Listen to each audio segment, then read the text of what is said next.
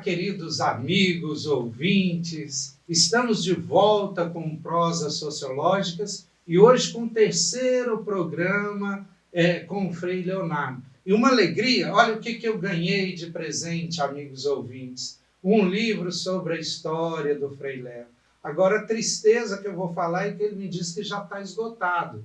Mas quem quiser ler essa maravilha aqui, tem na Biblioteca Taliba Lago, em Divinópolis. Você que é de Divinópolis, então você pode solicitá-la na biblioteca para você fazer a leitura, né? E eu falei, depois você podia pôr ele na internet para nós, hoje está tão comum pôr o livro na internet. Isso, vamos lá.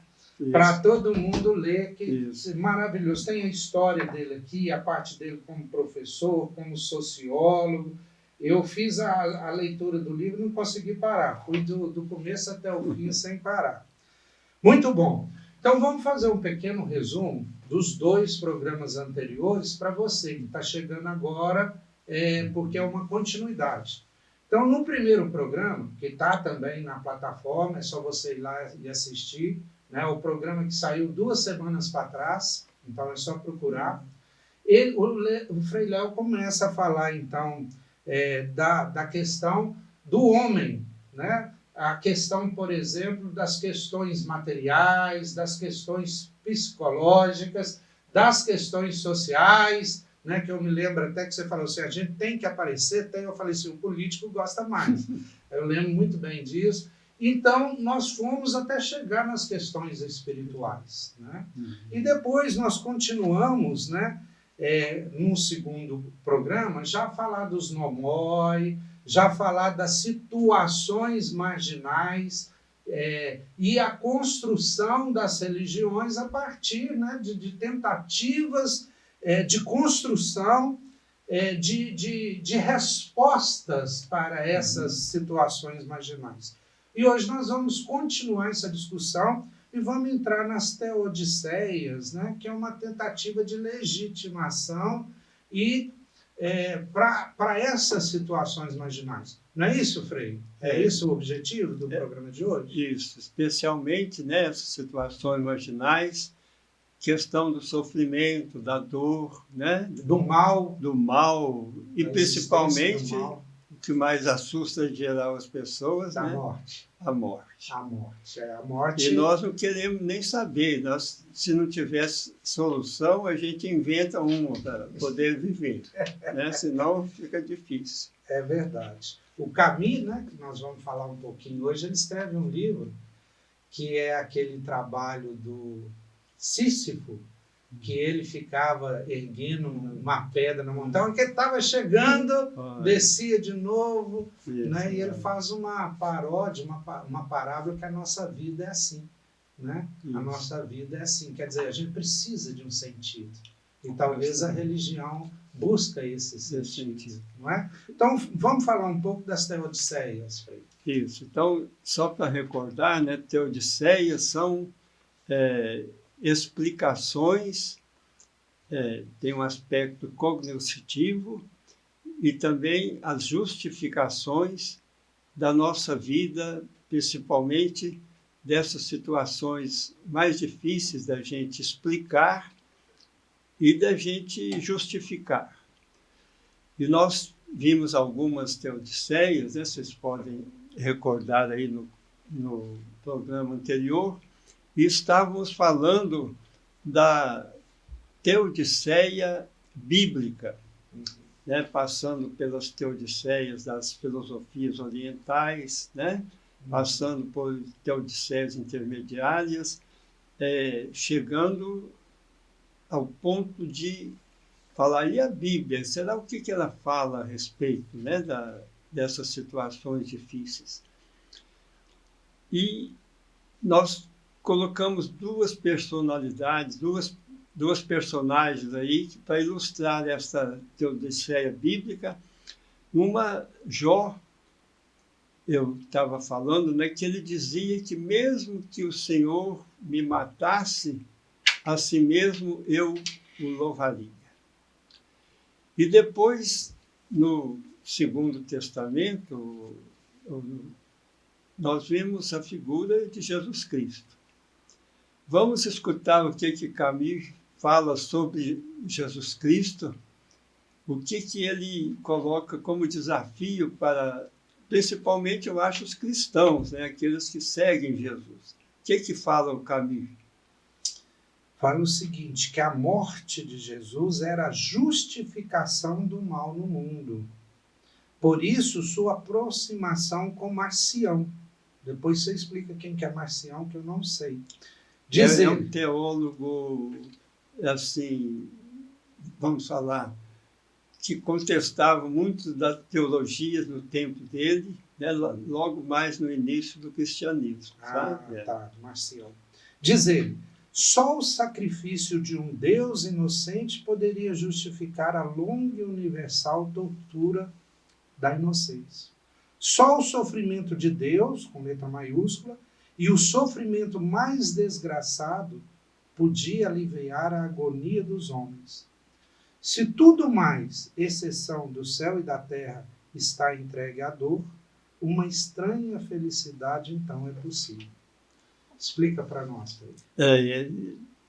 Eu espero que ele esteja errado.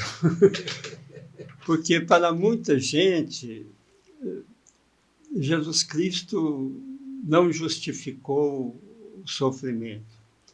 Ele não veio aqui assim como um masoquista, bate mais, que eu estou gostando. Quanto mais sofrer, mais vai agradar a Deus. Ele sofreu por causa da maldade das pessoas, né, do poder religioso da época, do poder político da época. Né? A revolução do pensamento dele. Ele trouxe uma verdadeira revolução para a humanidade. Né? Ele propôs as coisas assim que muitas pessoas não queriam realmente aceitar. Então foram em cima dele, o prenderam, o mataram. Para quem acredita, né, graças a Deus, ele ressuscitou e está vivo, presente no meio de nós, para nos animar a continuar a proposta revolucionária dele, que é de amar como ele nos amou, com amor fiel, um amor indissolúvel, um amor total, né? A ponto dele falar, eis meu corpo, tomai e comei, meu sangue, tomai e bebei. Né? Para a gente ter vida e vida plena e abundante. Sabe o que mais me impressiona na história de Jesus? É o seguinte, todos os outros pensadores, né, todos os outros intelectuais, filósofos, revolucionários, eles são filhos de sua época. Por exemplo, Aristóteles, que eu considero um dos mais inteligentes homens que já teve na Terra, ele desconsidera completamente a escravidão, porque a escravidão fazia parte da vida dos atenienses e tudo. Então, ele, com toda a inteligência, ele não percebe o tanto que a escravidão é antiética. Né? Ele escreve sobre ética, mas não consegue perceber isso. É filho da época. Jesus revoluciona a época. Jesus, ele trata as mulheres e as crianças com muito carinho, com muito amor, o que não era da época. Né? Ele reverte o sábado, né? O sábado foi criado por homem, não o homem. Quer dizer, ele faz uma revolução cultural. Né? Ele está além da cultura da época que ele foi concebido. Só isso, para mim, é tão extraordinário, e esse talvez seja o maior milagre dele. Como é que ele consegue ser tão além da cultura que ele vivia, que ele foi criado, né? Ele é supremo. E dessa questão do sofrimento, nós estávamos tratando antes do programa, porque uma leitura muito superficial de Jesus, você acha que ele faz apologia ao sofrimento. E ele não faz. Ele não faz. Apesar do bem-aventurados aflitos, a gente tem que entender diferentemente. Ele não era a favor da dor, né? Ele queria enfrentar a dor, né, e superar a dor. Eu acho que é isso aí. Inclusive, tem também um canto muito bonito da Mãe de Jesus, né, que fala da gente depor os poderosos dos seus tronos e elevar os humildes, para despedir os ricos de mãos vazias e fazer com que os pobres tenham alimento mesmo. Eu estava pensando, não precisa mandar os ricos irem com as duas mãos vazias. Não basta que eles vaziassem uma mão, E levasse, porque daria para alimentar a verdade. população que está passando fome. Então, há aí toda uma proposta, né, de transformação profunda. O cristianismo é profundamente revolucionário se ele for bem entendido. Exatamente, se ele for bem entendido, porque tem gente que não entende, né? Fica só na letra. Tá bom. Mas, voltando ao nosso dossel, as Teodiceias, eu vou encerrar aqui com essas palavras, né, do Camus e propor que vocês reflitam, quem sabe, né, essas palavras que foram aqui pronunciadas, e vejam qual que seria a verdadeira proposta de Jesus a respeito do sofrimento, a respeito do mal, a respeito da morte também. Mas o terceiro capítulo, aliás, o quarto capítulo do livro, fala sobre religião e alienação. Muitos filósofos, né, consideraram e consideram, alguns filósofos também, religião como uma alienação. Marx, né, o ópio do povo, os iluministas todos. Ali, os enciclopedistas, né? Então, muitos, principalmente na modernidade, moderna, né, criticaram profundamente a religião, talvez por aquilo que a religião estava sendo naquela época. E muitas vezes ela era realmente ópio do povo. Mas eles se esqueceram. E ainda hoje, né? Ainda hoje, muito, né?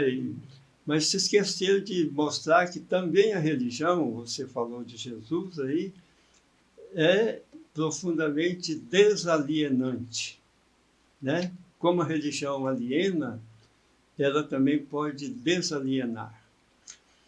Mas o que a gente poderia entender por alienação, né?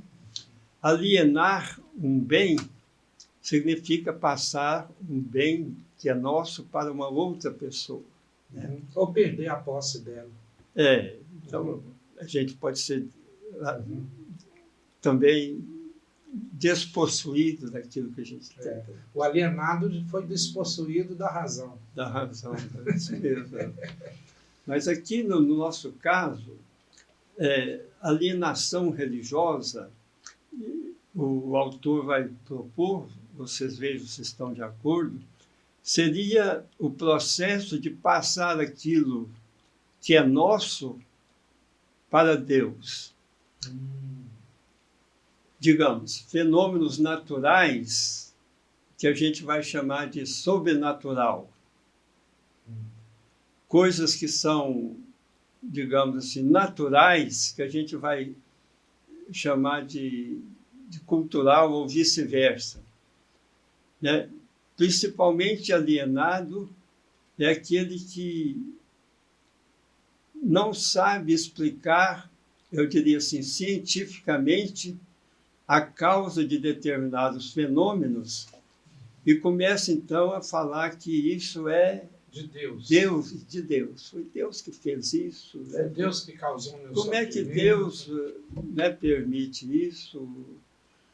Então, a gente podia pensar principalmente nesse processo aí de imputar a Deus aquilo que é de causado nossa responsabilidade. Por nós. É da nossa responsabilidade.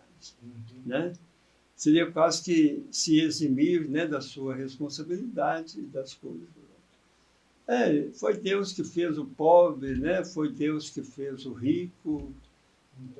Então, ficar explicando... Seria uma alienação dar muito dinheiro para a igreja e querer que Deus vai e resolva a sua vida financeira?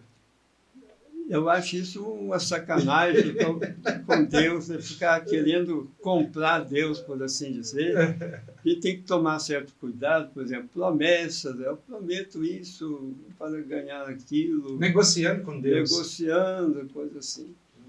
Acho que Deus, Ele já nos criou, já nos deu a razão para que a gente possa pensar, para que a gente possa fazer tecnologia, a ciência se transformar em tecnologia, para resolver, por exemplo, o problema da fome. Então você não vai ficar pedindo a Deus para resolver a questão da fome. Ele já nos deu a capacidade de fazermos as coisas para, na medida do possível, a gente viver bem aqui neste mundo. Claro que sempre vai ficar uma limitação, a gente não vai chegar, né, a preencher todos os nossos desejos, que são insaciáveis, mas pelo menos a gente pode, né, com a ajuda de Deus, com aquilo que Ele já nos deu, tomar conta desse mundo que Ele entregou para nós. Né? Ele entregou e falou, agora é com vocês aí. Lá no final eu vou cobrar. O que vocês fizeram? Né? Vocês deram de comer quem tem fome? Como é que né? vocês usaram o livre-arbítrio? Como é que vocês usaram o livre-arbítrio? Né? O que vocês escolheram no mundo? Assim, né? Ô, Frei, pode te apertar um pouquinho? Pode. Qual que é a melhor Se eu não religião? responder, eu pergunto ao meu aluno, né? Eu peço Não, ao mas aluno. qual que é a melhor religião? Olha que pergunta. A melhor religião é aquela que dá vida às pessoas. Né? Respondeu bem. Porque eu acho que o que Deus quer é que a gente tenha vida plena e abundante, na medida possível gostosa, saborosa, aqui já neste mundo, e espero que depois também, eternamente nos céus. Eu costumo brincar que no tempo aí das nossas festas juninas e julinas, que esse negócio aconteça depois que a gente passar daqui. Que não vai ser só 2 meses, mas vai ser a eternidade inteira, cantando, dançando, tomando uma... Pode ser cervejinha? Não, pinguinha também, quentão, né? Quentão, né? Na maior felicidade para sempre. É isso que eu acho que Deus propõe para nós. E o que Ele quer é que a gente faça aqui a vida alegre e feliz. Isso, em paz. Em paz, né? Tudo isso eu acho que... Gostei, adorei sua resposta. Infelizmente, já estamos acabando, mas eu acho que eu tenho que fazer mais uma pergunta. Né? Mais ou menos nesse sentido aí. Tá, pode. Para a gente finalizar essa parte aí, nós falamos bastante dessas situações marginais, né? Que exatamente a religião entra aí para preencher essa lacuna. Mas eu queria te perguntar que é a sua opinião, né? Porque os iluministas achavam que com o avanço da ciência as religiões acabariam e erraram. Mas o senhor acha que algum dia o homem vai não precisar mais da religião? Algum dia no futuro a raça humana não vai precisar da religião e a ciência e a filosofia vão responder todas essas questões marginais? Eu acho que aí caberia uma reflexão antropológica, né, sobre a pessoa humana, como nós fizemos no primeiro programa nosso aqui. Eu acho que enquanto os homens forem homens, enquanto a humanidade for humanidade, ela vai sempre desejar mais do que aquilo que a ciência, que a filosofia, né, tudo que o homem for capaz de criar, não será suficiente para poder saciar o seu coração desejante. Né? Eu falei aqui, eu acho, já da outra vez, né, que Santo Agostinho, né, que era todo bonitão, que era um orador de primeira, um filósofo, né, de toda dimensão que a gente possa imaginar. No final ele falou, olha, não há como saciar o nosso coração enquanto ele não repousar em vós. Então eu acho que enquanto houver humanidade, eles vão sonhar com coisas maravilhosas, com coisas, eu diria, do outro mundo. Quando Jesus fala que o reino dele não é deste mundo, ele quer dizer com isso, é uma interpretação, não sei se os exegetas vão estar de acordo com isso, é que o reino dele é uma coisa tão maravilhosa, tão bonita, que é uma coisa do outro mundo. Verdade. Esse mundo nosso... É um ideal, uma utopia. É uma utopia que a gente vai procurando até ver se alcança o máximo possível, sabendo que não vai dar conta de saciar o coração ainda, só depois que a gente tiver, sei lá, nos braços misericordioso de Deus. Frei, uma alegria conversar com você. Foi um programa muito bom e nós queremos mais. Nós queremos, semana que vem, mais um programa. Despeço dos caros ouvintes, peço para que, se você gostou, curta, compartilhe com seus amigos e vamos levar esse programa ao máximo de pessoas possível. A gente agradece ao Grupo Educação, Ética e Cidadania, que é a instituição que proporciona esse programa. Agradece também ao Tiago, que está aqui conosco, viu, Tiago? Obrigado, não aparece na câmera, ele que está pilotando as máquinas todas ali. Isso. Ao Frei, tá? Pela disponibilidade. Ele saiu lá de Belo Horizonte, veio aqui, né, para fazer esse programa com a gente. E até semana que vem. Semana que vem estamos de volta com o último, infelizmente, com o último programa dessa série que nós estamos gravando com o Frei Leonardo. Até semana que vem.